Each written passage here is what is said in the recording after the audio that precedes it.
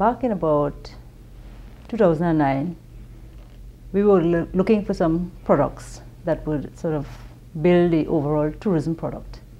I thought a sugar museum product would have been one that would certainly add to the consortium of products that we have in Trinidad. I became aware that there was this committee headed by the CEO of Caroni, Mr. Jagru.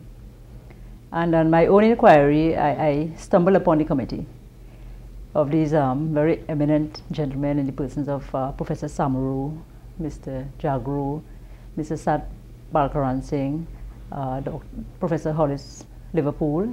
They had already made some initiatives towards establishment of a sugar museum. And this was very much premised on a cabinet note of 2004, where cabinet had then agreed that a sugar museum should be established at Sevilla House. It was really the responsibility of the Ministry of Culture then, but from what I gathered in coming across with this group of people is that not much had happened since 2004 to 2009. Our strategy was to sort of translate this into a tourism product so that it could be brought under the umbrella of the Ministry of Tourism. And hence the transition from a sugar museum to a sugar heritage village and museum. We continued the talks, the discussions among the committee members. So we began further discussions, we began to conceptualize the project more clearly, more precisely. Even prior to doing the cabinet note, because of the influence of Professor Samaru with the new Minister of Finance, Mr. Dukaran, we found that the project came to be pronounced upon in the 2010 to 2011 budget. A statement came to be made in the budget. So subsequent to that, we did a cabinet note, and we did get cabinet approval for the full context of the project, and we also got approval for some funding of the project. The project concept was launched by the Prime Minister, Rampersad, in May of 2011. It requires a significant amount of collaboration from other ministries. For instance, the Ministry of Arts and Multiculturalism has a responsibility for the establishment of the sugar museum component of the project, and this is happening at Sevilla House. The Ministry of Sports has jurisdiction over the assets that relate to the sporting facilities. That's the Sevilla Club, the golf course, the swimming pool, the lawn tennis courts. The Ministry of Tourism took responsibility for various components of it. For instance, we proceeded to establish a visitor information center, and we also refurbished another building that would lend itself to the project. It all started with Professor Samaru and his undying interest of ensuring that the records of the sugar industry were salvaged and saved because they were falling into significant deterioration. And he had this very strong passion of preserving the records of the sugar industry. So that's our approach has really been to go after the low-hanging fruits. All these buildings were in a really bad state of deterioration, falling apart.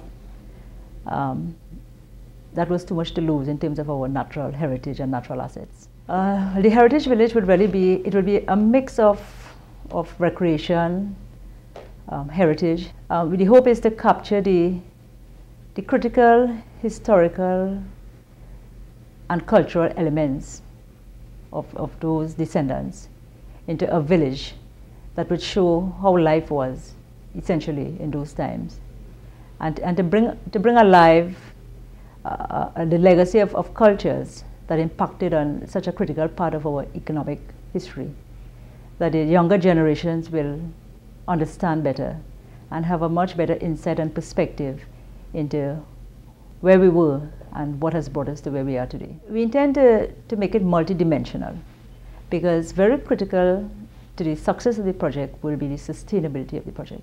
The idea is to use that interest of government and to create a lot of joint venture partnerships so that it would be a perfect model of government and private sector, public-private sector collaboration and partnership. Final product is intended to be multidimensional in the sense that you will have a mix of heritage, culture, cuisine, festivals, everything that related to a people, the people's culture, so that it will be a very new, novel and unusual blend of varying components of what people are looking for. Once we get those things going, the next step, open air amphitheater, because we know that the central area is lacking in an entertainment space, a space where you could have catering for relatively huge crowds for the various festivals, various activities, various happenings we have throughout the course of the year. We also have the 4 ponds, which are very important for in the past for the operations of the Caroni factory. We hope that we could turn this into a recreational space. There are so many different types of canes. The idea is to get these replanted so that it will be a whole educational. The project is aimed at the general population to preserve a legacy, to showcase its legacy in its fullness, so that people will develop a greater sense of appreciation, identity with the past.